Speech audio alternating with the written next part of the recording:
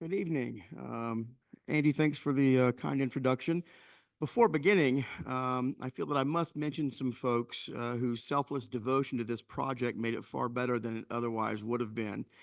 Two of them aren't here to witness the publication of the book, which they worked so tirelessly to push me to completion. The late Charles Baxley inspired and informed my love of the Revolutionary South. Mary Bondurant Warren devoted decades of her life transcribing the colonial South and shared her work without reservation, as did genealogist extraordinaire Kenneth Thomas. Lastly, Michael Haddam performed the unenviable task of extracting me from far too many rabbit holes. I love and thank them all. I want to start with two questions about which this book focuses. Why is a royal governor worthy of a biography? In this case, James Wright was one of the most effective colonial governors, successfully directing Georgia through its royal birth pangs as a fledgling province to a colony fully engaged in transatlantic mercantilism. But what of Georgia? It is rare for a textbook to devote more than 2 or 3 sentences to colonial Georgia. Revolutionary Georgia will likely receive even less. However, adding Georgia to the complex tapestry of America is essential. Its economy was based on the Carolinian model and was rapidly growing. Moreover, its revolutionary story is incredibly unique. Governor Wright and his loyalist allies skillfully held back the radical torrent longer than most. Speaking of the understudied, Georgia's loyalists receive incredibly short shrift, even amongst those books that examine loyalism. This talk then will focus on three things. First, a brief overview of James Wright's life and career. Second, a short examination of his essential role in coordinating a massive Native American land cession. And third, a condensed review of his role in initiating Britain's Southern strategy. In so doing, I hope to illuminate how colonial governors shaped early America. Acutely aware of his ancestry, James Wright followed in the path of his paternal forebears. His grandfather, Sir Robert Wright, served as King James II's Chief of Justice before dying a political prisoner in Newgate Prison. His father, Robert Wright, was South Carolina's first royal Chief Justice. Like them, James believed that government was the purview of aristocratic men obligated to serve their communities. He was elected senior warden of Charleston's Solomon's Freemason Lodge in the summer of 1737. Such public recognition would become commonplace for this intelligent and well-connected young man who rose to who rose to become provincial Grand Master in short order. Masons were among Charleston's most socially and financially prominent men, and his leadership roles indicate the city's elite deemed him one of their own. Belonging to the Freemasons gave Wright access to a network of business and social contacts and an ideological network, a set of emotional and mental connections on both sides of the Atlantic. His maturation occurred at the opportune moment to make the most of his connections and advantages in the South Carolina Low Country. One contemporary boasted that few places have exhibited so striking an instance of public and private prosperity as appeared in South Carolina between 1725 and 1775. Rice and enslaved people were at the heart of this rapid growth, and South Carolina enjoyed the highest per capita wealth on the continent. The Wright family's arrival in Charleston in 1725 coincided with the transition from proprietary to royal colony, and the newly minted royal government gave rise to this new period of prosperity. James Wright understood that while currency will melt like snow before a hot sun, lands are permanent, rising fast in value. Moreover, he desired little more than in life than to plant and cultivate my vine and my fig tree. In fact, he wanted to plant many such trees. Acquisition was in his soul. Beginning as early as 1735, James Wright received land grants in excess of 10,000 acres in South Carolina. Men like Wright and their enslaved transformed the low country landscape by cultivating a swampy wilderness into cash-producing plantations. There's a certain something in the air, one colonist noted, which actually turns the brain as if an incurable infection, in which all were anxious in pursuit of their own plantation. With an investment return approaching 25%, the allure was too much for James Wright, and he would enslave as many as 500 human beings at one time. Aside from the base accumulation of wealth, the acquisition of enslaved labor became concomitant with influence and power. Wright joined other ambitious parvenus in exploiting the power derived from land ownership to obtain governmental and societal positions of leadership. They in turn used these positions of authority to control local government, establish connections at the imperial core, and further augment their wealth. Almost without fail, low country residents like Wright purchased land to stock with enslaved, who then produced goods, whose sale afforded opportunities to buy even more land and, yes, even more humans. The Negro business is a great object with us, a planter wrote. It is to the trade of this country as the soul to the body, and without it, no house can gain proper stability. The planter will go as far as is in his power to sacrifice everything to attain Negroes. The scant evidence makes it difficult to reconstruct James Wright, the enslaver. He likely held beliefs similar to many planters of his era, paternalists who highly valued family and status, and who adhered to a strong code of honor, bound by sacred obligations to treat these family members with humanity at all times. Two of his closest friends, Henry Lawrence and James Habersham, exhibited such paternalistic tendencies. One historian believed Lawrence to be an enlightened patriarch who exerted firm control over his slaves, but also tried to mitigate the cruelty of an inhumane institution. Lawrence opposed ripping enslaved families apart, declaring he could not be deaf to their cries, lest a time should come when I should cry, and there shall be no one to pity me. One example suggesting Wright fit this mold comes from James Habersham, who informed his London agent that Wright desired to clothe his enslaved better than most, making him, in the words of historian Betty Wood, an exceptional owner who expressed concern for the physical comfort of his slaves. Of course, Wright may have been merely a sensible businessman who doubtless exercised absolute power over his slaves, even while likely thinking of them, but not quite treating them as family. As governor, James Wright loved his colony nearly as much as he loved his country. He once wrote that he always studied to promote the prosperity of the province and happiness and welfare of the people, as well as to discharge my duty to the crown with integrity, and was fortunate enough to succeed in both till the spirit of rebellion broke out. This dual patriotism was anathema to the zeitgeist. Loyalists were virtually indistinguishable from their rebel counterparts. Demographically, they fit comfortably into every economic, social, and racial category.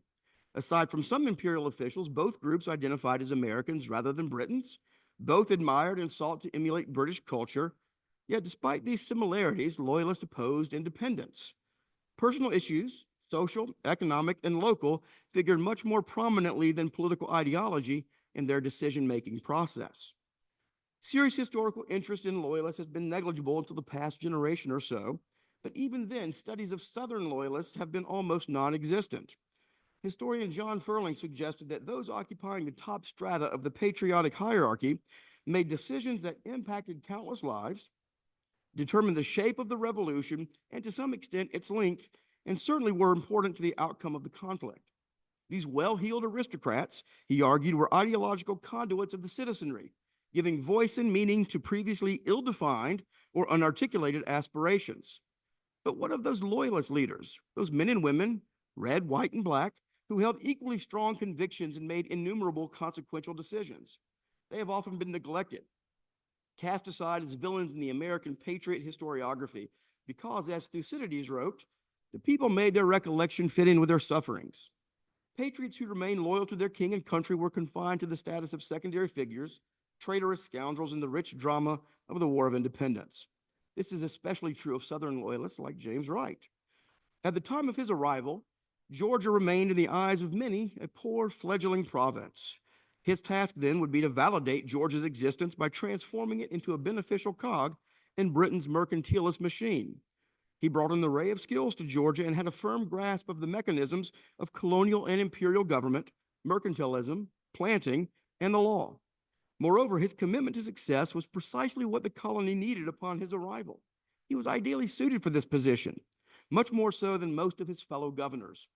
Historian Robert C. Calhoun wrote that Wright's intimate knowledge of the British administration and colonial needs and conditions made him an unusually able crown official. He was driven, however, not only by heady success and self-confidence, but also by the dim apprehension that his position was precarious. This skill set would serve him well in tough times, for he was equally at home with the landowning aristocracy of the southern colonies as within the bureaucratic administration of the empire. He was intelligent, diligent, and politically savvy. Similarly, he possessed a steady and sound and growing understanding of politics. He was that rare kind of individual, Calhoun wrote, who rated his abilities very highly and took himself utterly seriously, but was at the same time neither vain nor self deluded. So that's a bit about the man. Now let's return to our original question: why do royal governors matter? In Wright's case, I'd like to posit two moments in which he, acting as a royal governor, dramatically impacted Georgians of all stripes. First, in 1763, he negotiated a massive Indian land cession, dramatically augmenting colonial Georgia's geography and his own imperial problems. Second, I want to highlight a royal governor's influence and challenges when confronted with an insurgency. Historian Louis Divorcey described colonial Georgia's frontier as a duality. It was a space for those who advanced and those who responded. It was a contested, interactive space between the inventive and energetic Europeans and the equally capable Indians. It was home to a thriving Charleston-based trade. Men like Lachlan McIntosh established credit-based relationships with frontiersmen and natives alike, and these relationships helped build Georgia's mercantilist credentials, but simultaneously complicated frontier governance. As the number of traders grew, their methods became more unscrupulous. Dealing with these issues was the most pressing item on Wright's early agenda. The natives generally behaved well when sober, one minister wrote in 1759, and Wright would learn that negotiating with them in good faith went far toward ensuring their compliance. Controlling traders, however, proved a more dubious proposition because of their inability to apply their avocation with integrity. Wright believed they were not the most honest or soberest people, and almost every disturbance proceeded from their great misconduct. They were, quote, the very worst set of men and far too numerous, leaving one Creek to wonder, who or what is the governor? We obey none but the merchants. Wright understood that this southern frontier must be immediately placed in a state of security and on a firm footing. Accordingly, he encouraged Georgians to solidify the province's defensive network. However, neither Georgians nor the ministry were rarely motivated to provide a consistent military force despite his incessant importunings. Without this support, Wright concluded that trade would be his most crucial asset. Thus, he sought to restrict and regulate the frontier in order to balance the supply and demand. In doing so, the natives would always need supplies, but never be so needy that violence might result. He devised a plan to grant licenses and territories to a limited number of traders. In the meantime, he used his favorite negotiating tactic, reminding native leaders that, quote, we could pour goods upon you like the floods of a great river. But this largesse was conditional. Of course, Wright knew this was only partially true because traders were not accountable to him. Moreover, according to Wright, the Creeks had been known to insinuate that if they were to make war against us, they would get their goods on better terms. While this may have been true in the short term, native leaders knew this served no purpose in the long run. And Wright soon reported that the Creeks appeared disposed to continue in friendship.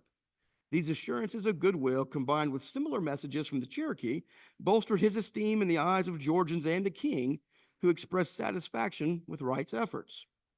To cement Anglo-Native relations, Wright called for a conference of leading Creek headmen. In December 1762, the gun merchant, Okfuskee captain, and handsome fellow visited Savannah.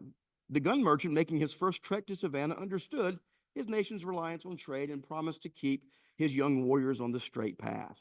His assurances were vital because he held by far the greatest influence of any Indian in the nation.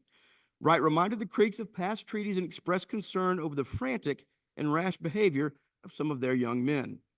While he understood the headmen had difficulty restraining their young, he reminded them, you know you cannot do well without us, but we can without you. Then in February 1763, an ominous cloud rose over the southeast. The fiery Creek leader and bulwark of the French contingent of Creeks, the Mortar of Oakjoy, whom Gage called an inveterate enemy, held his own pan-tribal conference at Fort Toulouse in Alabama. The fort's commander stoked native unrest and dissatisfaction with the British, compelling many traders to flee. Ever since, Wright wrote, the Creeks threaten and treat our traders with insolence. But as he had promised Wright, the gun merchant intended to maintain cordial relations, and he worked to ensure his people remained pacific.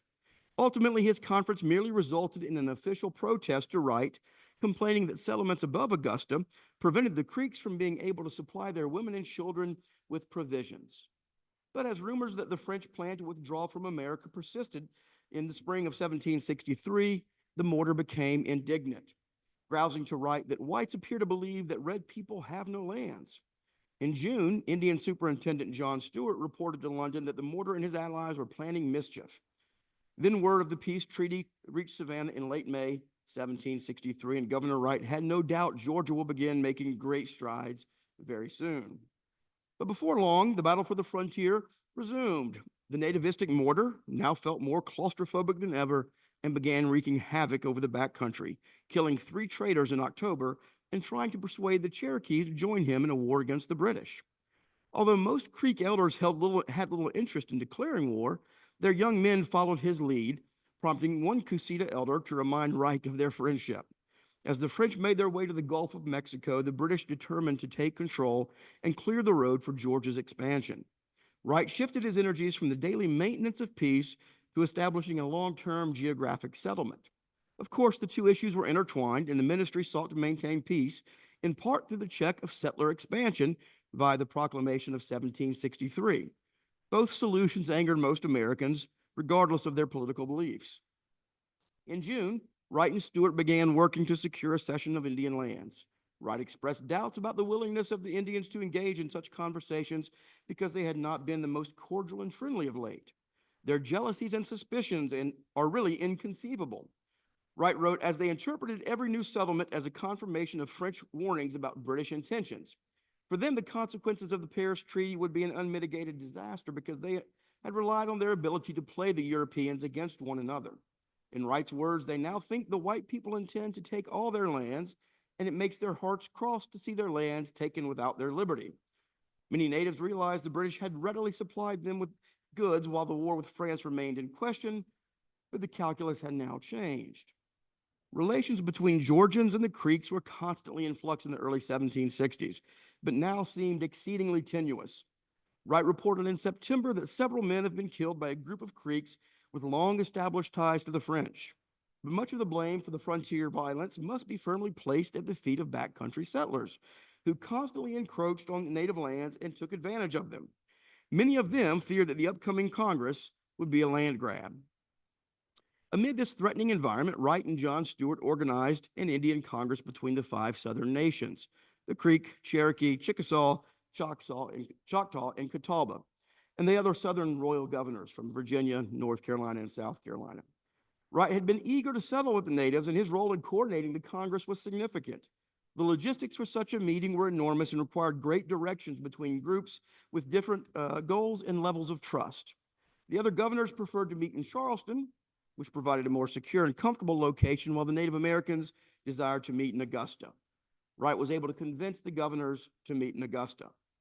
Nearly 1,000 Indians, including 300 Creeks, arrived in Augusta. As the official host, Governor Wright opened the talks and informed tribal leaders that the British were in complete accord. His approach to the Indians had always favored diplomatic over martial solutions and treated the Native Americans equitably within the 18th century racial construct. He also understood that Georgia lacked the military capacity to exert its will physically, and that it would be ridiculous to think of gaining their influence by assuming a superiority over them. Native responses revealed how desperately they wanted to maintain a constant flow of European goods. A Chickasaw leader voiced his gratitude for the services already done them by the British and iterated his desire to remain good friends, as if they sucked one breast. Although his skin is not white, he wrote, his heart is. Finally, he acknowledged what Wright said months ago. He could not do without the white people. Even so, he expressed concern about the number of white men being among the Indians as traders, believing, as did Wright, that they were the cause of frontier problems. The typically defiant Creek leaders followed, but had become very concerned in the months leading up to the Congress. First, colonial encroachment upon their lands accelerated. Second, they knew Wright still sought satisfaction for the recent Creek murders. Third, they too were generationally divided and struggled to control their young warriors. However, they focused on the unscrupulous traders. Teletcher suggested the path only remained open to those traders that are peaceable. But traders were not the only problem. Sempoyafi expressed grave concern about the effect of European rum on the young warriors who foolishly traded their skins for it while forsaking repayment of their debts. He went so far as to threaten white traders who continued to ply their people with rum. Stepping up next, a Cherokee spokesman assured the governors of his desire for the path to remain straight. Another one, at a Attacullaculla, also conveyed his goodwill and desire that Wright would forgive his young warriors, promising he would prevent future injuries so their mutual children would grow up in peace. The goodwill continued the next day when Creek leader Captain Alec also articulated his desire that their children would grow up without interruption. He promised to return all property belonging to the Georgians, including the enslaved. The final treaty concluded once rum, tobacco, and an extraordinary allowance of provisions convinced all present to concede. The cession itself added millions of acres between the Savannah and Ogeechee rivers, and the two sides agreed that Indian complaints of whites illegally trading or trespassing must be made directly to the colonial governors prior to seeking redress. Even though he believed both parties should live up to their treaty obligations, Wright knew policing disruptive colonial behavior would be difficult. In a letter to Lord Halifax, he grumbled about his inability to control the frontier because he lacked any coercive power over the traders. Regardless, Wright assured the ministry that the deal gives room for a great number of inhabitants. Rather than granting large tracts of land to single owners, he argued that the middling sort of people, such as have families and a few Negroes, would be most capable of strengthening and enriching the colony. He knew native peace was a prerequisite for Georgia's economic growth. So too did Councilman James Habersham, who observed that Georgians are in a thriving situation and in no more apprehension of danger from the savages. More than anything, Governor Wright proved himself capable of handling his new position with dexterity, patience, firmness, and common sense. He confidently reported to General Jeffrey Amherst that we hope the treaty will be agreeable and demonstrate that nothing in our power has been omitted in securing such a significant concession. As the Congress closed, Wright had reason to be proud. Historian John Jurasek rightly opined that Wright's contribution to the session was more important than that of any other British official. But this Congress would prove a double-edged sword for Wright and the British. On the one hand, it was nothing short of a coup, especially following the French and Spanish withdrawal from the region. It augmented the colony by 2.41 million acres and provided relative peace for a decade. One historian noted that if all colonies had conducted native diplomacy as successfully as Georgia, the government would likely have had no reason to proceed with the administrative changes that brought about the American Revolution. General Gage agreed. On the other hand, as historian Ed Cashin correctly observed, the Congress was also a crucial watershed in the history of the southern frontier. The seeds of the rebellious spirit in Georgia were sown here because Wright's successful opening of more land to backcountry settlers would soon pit those backwoodsmen against the natives, whom they believe the British preferred. But Wright could not have known that, and 12 years later, Georgians thanked him for his service at the barrel of a gun. James Wright survived and even thrived in the ensuing years. The Stamp Act crisis of 1765 and 66, in which he briefly distributed stamps and avoided the destruction of public property. He successfully negotiated a second land cession in 1773 and received a baronetcy from King George III for his service to colony and country. In her impressive multi-volume history of the war, Mercy Otis Warden wrote that the influence of Sir James Wright prevented that state from early joining the revolutionary movement.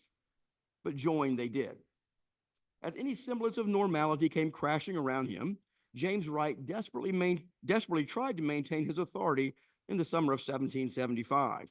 He frantically dispatched letters imploring the ministry to provide succor, though history had proven the futility of such requests. By the following January, he complained, if we had proper support and assistance, substantial numbers would join the king's standard. But with no troops, no money, no orders or instructions, coupled with a wild magnitude of liberty people gathering fast, what can any man do? The rebels he carped are a parcel of the lowest set of people, chiefly carpenters, shoemakers, blacksmiths, and such, led by a few of the better sort of men. Wright added that it was doubly shameful that His Majesty's loyal subjects should be suffered to remain under such cruel tyranny and oppression. With British ships of war seeking victuals off Savannah's coast that month, the rebel Council of Safety resolved to irreversibly plunge Britain's youngest colony deep into the maelstrom of rebellion by ordering the arrest of Governor Wright and his council. Rebel Major Joseph Habersham, whose late father had been Wright's best friend, happily volunteered for this duty. With ominous orders in hand, he and a small party made their way through the chilly darkness to Governor Wright's home. At that moment, Wright and his council were sitting down to dinner, and the discussion focused on the town's ever-growing mobocracy. Under the comforting gaze of a portrait of King George II, a sudden noise at the front door halted the conversation. Seemingly out of nowhere, Habersham's posse descended upon the home and rushed past the guards stationed at the entrance. Major Habersham entered the dining room amid a cacophony of loud voices and booths on wood as most dinner guests scurried for an exit. Wright's butler, however, John Martindale, could not escape and soon found himself on a ship back to England. With apparent grace and dignity, though, Habersham bowed to the assembled guests and marched to the head of the table. He placed his arm on Wright's shoulder and declared, "Sir James, you are my prisoner." Although the rebel Council of Safety soon granted Wright his conditional parole, his capture was the final motivation for many non-rebels who made haste for safer environs. One confided to East Florida's governor, Patrick Tannen, "These deluded people has made every prudent, thinking man withdraw from the country." The denial of Wright's liberty in the name of freedom prompted at least one member of Georgia's rebel council to renounce his oath. Years later, Basil Cowper wrote that he continued with the rebels till the governor and council were made prisoners, at which time he quitted them. One loyalist complained of the repeated instances of outrage, insult, and imprisonment during this time, adding that Wright experienced as much ill treatment as any officer of the crown. Wright echoed Thomas Gage's sentiments, "America is a mere bully." The deeply personal nature of this rapidly unfolding Civil War made Wright's parole a dubious proposition. The Reverend Oliver Hart wrote of the greatest appearance of a civil war then brewing in the backcountry.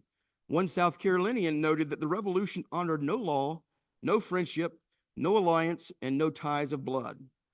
Marylander Otho Holland Williams, whose portrait is behind y'all, served gallantly in the Southern Theater and later wrote, "The daily deliberate murders committed by pretended Whigs and reputed Tories are too numerous and too shocking to relate."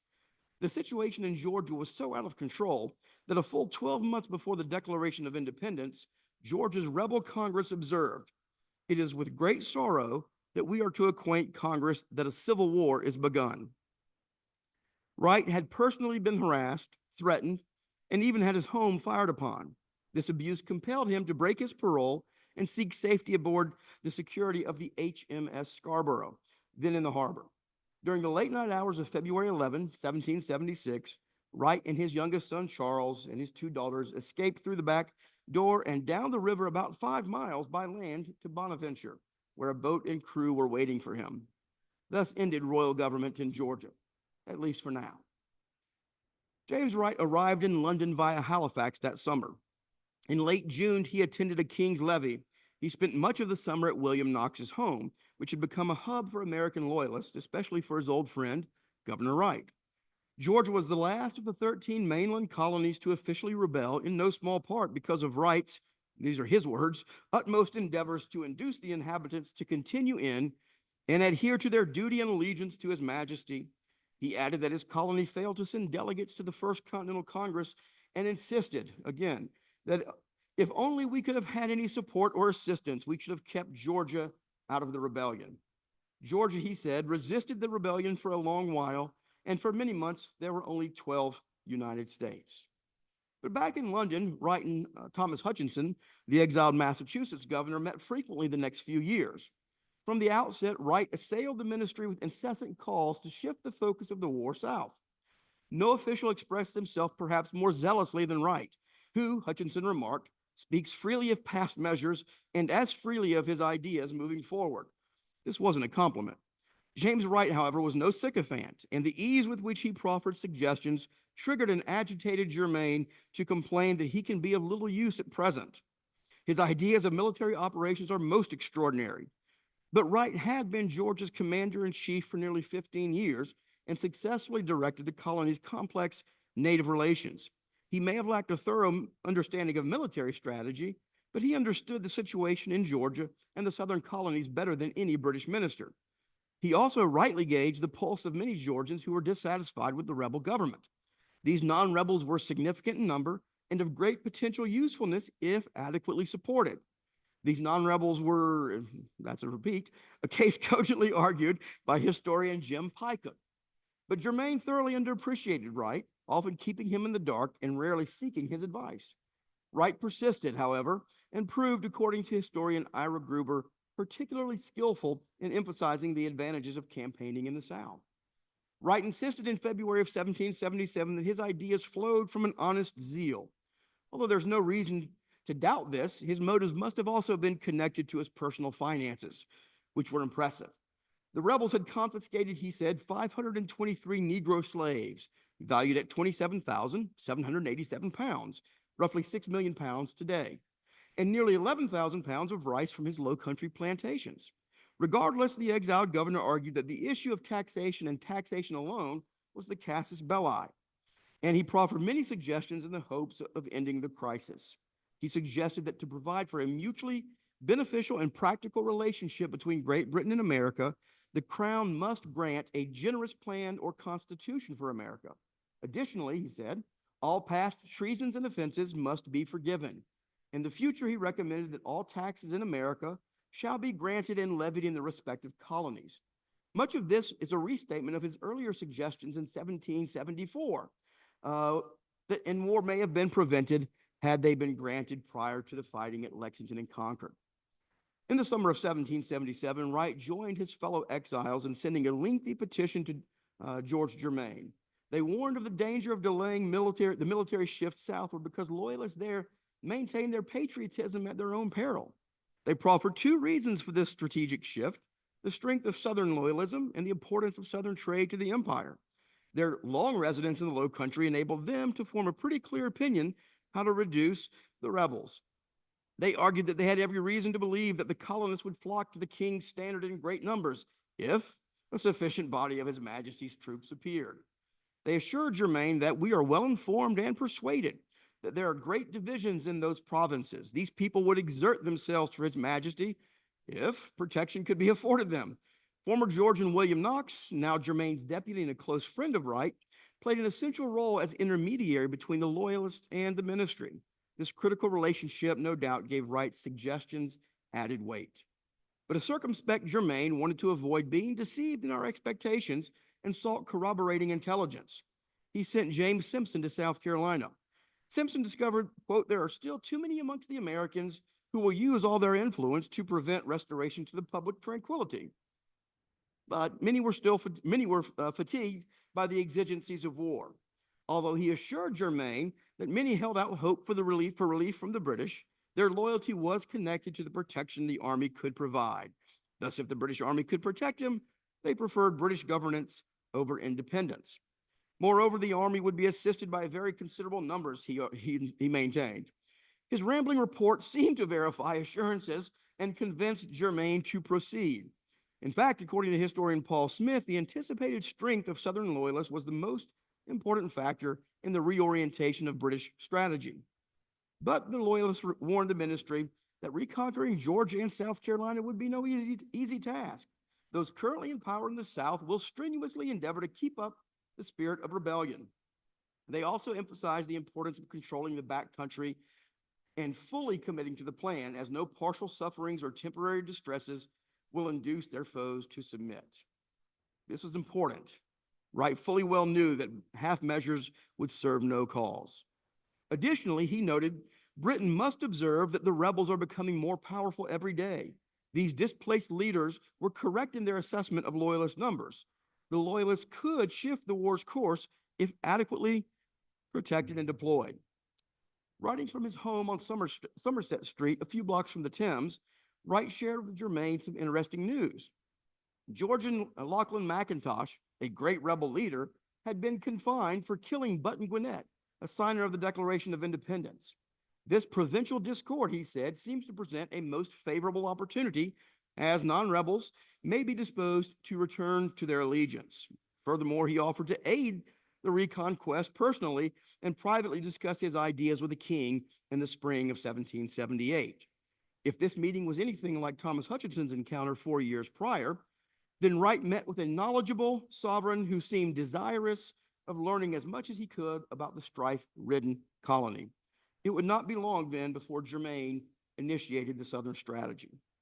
On March 8, he dispatched a most secret letter to Lieutenant General Sir Henry Clinton, informing him that the king intends that an attack shall be made upon the southern colonies, because various reports represented the distress of the inhabitants and their general disposition to return to their allegiance.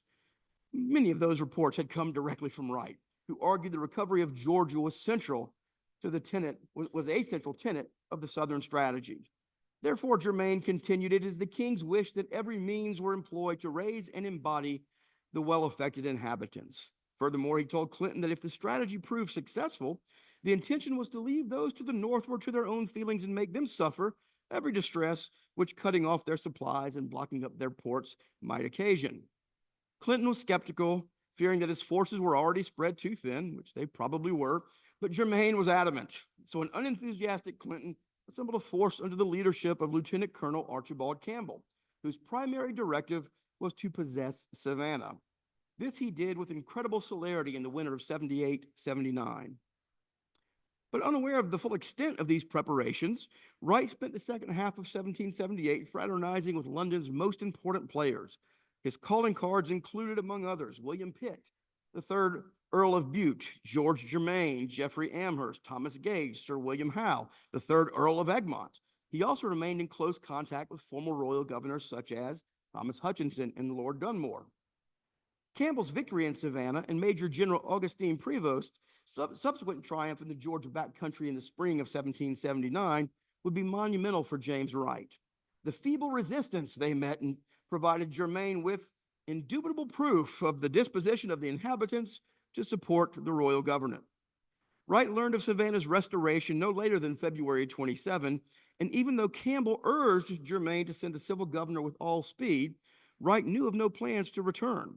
In a letter to his secretary, Germain expressed his doubt whether Wright is equal to the undertaking of governing a province under the circumstances of Georgia. But was anyone? With France in the war, Britain's resources were indeed stretched beyond its capabilities. Regardless, Germain painted for Wright a glowing portrait of Georgia's situation, promising that nothing would be wanting to complete the public tranquility except for his arrival.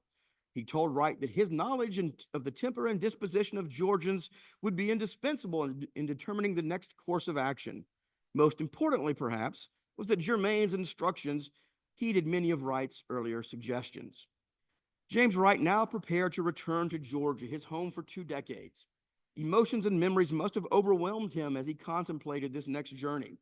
He had experienced tremendous growth in Georgia, reaching the pinnacle of power, becoming wealthy beyond his imagination, making many friends and connections, and experiencing unimaginable pain and sorrow. His wife and 3 daughters died during his time as governor. He had navigated several imperial crises. He had been shot at and arrested. He had fled under the cover of darkness. He would now make another dangerous voyage with the daunting task of restoring a rebellious colony to the king's standard. That voyage in the next 3 years would push Wright to the brink of death's door. His few years working day and night seeking compensation for loyalists pulled him through the door on Sunday, November 20th, 1785. The Morning Chronicle and London Advertiser posted this glowing obituary. On Sunday last died Sir James Wright, baronet, late governor of Georgia, in the 71st year of his age. As he presided in that province for 2 and 20 years, with distinguished ability and integrity, it seems to be a tribute justly due to his merit as a faithful servant of the crown. Before the commotions in America, his example of industry and skill in the cultivation and improvement of Georgia was of eminent advantage, and the faithful discharge of his executive and judicial commission was universally acknowledged by the people over whom he presided, none of his decrees as chancellor having ever been reversed by the king. Under all the difficulties which attended the latter period of this government, his spirited conduct in defense of that province was singularly manifested. In italics, his loss is deeply felt and sincerely lamented by his family and friends, as well as by his unfortunate fellow sufferers from America, whose cause he most assiduously labored to support and solicit, and the success which attended his exertions in their behalf afforded him real comfort under his languishing state of health for some time before his death. Meanwhile, the Gazette of the State of Georgia was much less laudatory, as one might imagine, simply stating, died yesterday at his house in Westminster, Sir James Wright. many years governor of Georgia. Thus, after having dedicated more than 2 decades of his life to the province, overseeing its rapid economic growth and geographic expansion, James Wright's life was reduced to a cursory afterthought. A pragmatic man, Wright felt no elemental discontent, no romantic aspirations. He spent a lifetime relentlessly accumulating wealth, land, status, and power. He thoroughly understood the 18th century world into which he was born and focused his boundless energies on making the most of the opportunities presented him. He was never crudely avaricious, ruthless, or flamboyant. His lifelong quest for familial redemption, private wealth, and personal respect was grounded in a deep conservatism that required a stable world within which to work, a hierarchy to ascend, and a formal external calibration by which to measure where he was. Wright's upbringing left him ill-equipped to understand the moral passions of the revolutionary world. He was simply too rigid, distant, aloof, and by the mid-1770s found himself trapped by a chaos that soon enveloped and ultimately destroyed him. Insecurity was his most evident character defect. Unbending and industrious, he had an almost obsessive need to be appreciated, especially by his superiors. But he was no sycophant. James Wright earnestly believed that British and Georgian interests were entirely compatible. He worked tirelessly to achieve both, and he sincerely believed he was possessed with a unique insight into the psyche of both, and thus capable of successfully mediating the crisis.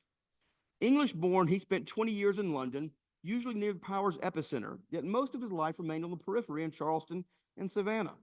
A consummate conservative, Wright nevertheless empathized with colonists who had become angry with parliamentary encroachments, and he understood the vital importance of Georgia to Britain's mercantilist system. He believed in the British Constitution and respected disagreements raised through legal channels, and only legal channels. Aggressive defiance of British law was inconceivable to him because it threatened to overturn the entire social, economic, and political foundation on which his world rested. Thus, when he wrote during the sweltering summer of 1775, "The powers of government are wrested out of my hands," his personal agony extended well beyond the political arena, for he believed the rebels intended to wrest from him the very life he built. Thank you.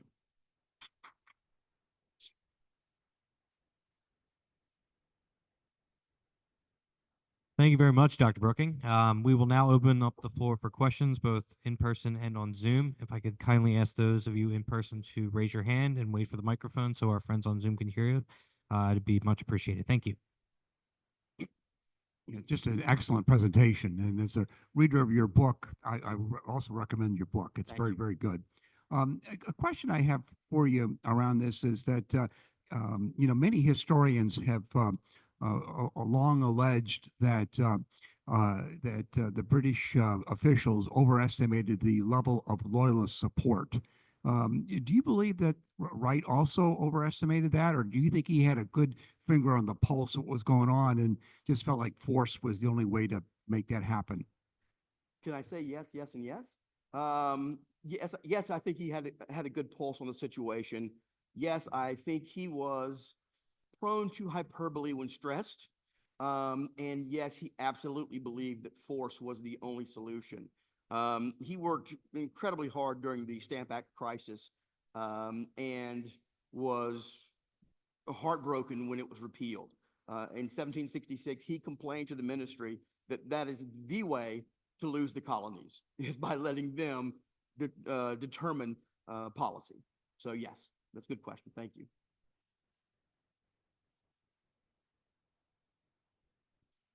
Dr. Brooking, one viewer on Zoom would like to know if you can offer some thoughts about why the South has played such a small role in how many Americans have remembered the Revolution. And with the 250th anniversaries coming up, do you have any hope that that would offer it a platform to change that?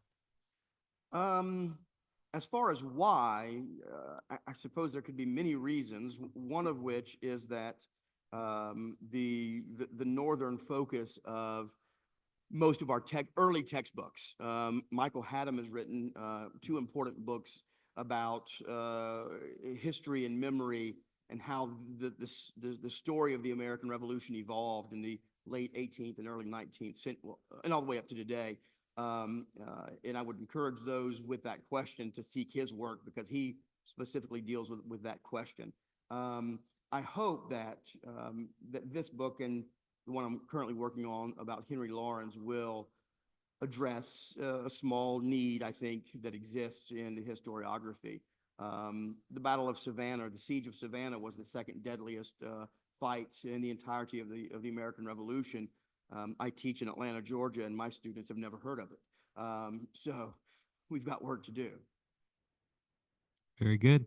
Another viewer started out with a statement here that led to a question. My understanding is that Georgia was established first as a penal colony and that England wanted to empty their prisons to send prisoners there. If this is the case, can you offer some insight on how Georgia went from a penal colony to the highest per capita, as you mentioned in your opening remarks? It is not true. James Oglethorpe, one of the founders of Georgia, mentioned early on creating Georgia as a debtor colony. And that by the time that Georgia was actually founded, that idea had fallen by the wayside. The proprietors of Georgia wanted to create a colony as a buffer between South Carolina and Spanish Florida of independent men working small farms. They forbade rum, they forbade slaves, they forbade fun. By 1750, Georgians had had enough, and they wanted all of those things. They wanted to replicate South Carolina's success, economically anyway. And by the early 1750s, Georgia had become a royal colony and a growing one. Great, thank you. More general question here. What about Wright induced you to study him so much and eventually write a book about him? I mean, you obviously know you're almost in his head. Far too much. Or he's way too much in your head. That's more accurate. He was the topic of my dissertation, which requires a topic to be studied that has not been studied before. I was introduced to really the Southern theater of the American Revolution by the late Charles Baxley, whom I mentioned earlier, and I read a book by John Buchanan, Road to Guilford Courthouse, very middle of my master's thesis, and it mentioned him, and I thought, gosh, what a terrible existence he must have led, James Wright, that is. And so when it came time for a dissertation topic, he fit easily into my plans. I was in Georgia. He was a Georgian. I thought that the research might be easier. Being a Georgian, it was not. There's very few. All of his papers were destroyed at the Battle of the Rice Boats at the beginning of the Revolution, and so all of the writings of his are professional in nature. So it was very difficult to gain tremendous personal insight into him through his own letters, which don't exist really. I had to go through letters of others and his loyalist claims to construct that life, but I have enjoyed it. It's been a long process as a high school teacher. Time for writing is scarce, but I appreciate the folks back at North Springs High School who made that much easier for me. Very good. And I guess you mentioned some rabbit holes before. I guess that's what led to these rabbit holes that Dr. Haddam had to pull you away from. Yeah, Michael. Yes, Michael was always my sounding board, and I prefer researching, I think, to writing, and any shiny object would do. And so I wrote probably 120 other pages that were absolutely unnecessary for this biography, which my publisher informed me. So Haddam pulled me out of as many as he could, but I was hard to extract. Very good. Another viewer would like to know, how did the transition go when Wright had to cede power once independence was won, and how was he treated in the aftermath? How was he treated in the aftermath of the war? He was evacuated in the summer of 1782 from Charleston. He spent the remaining 3 years of his life seeking compensation for himself and his fellow loyalists, a task which had to have occupied 15 hours a day.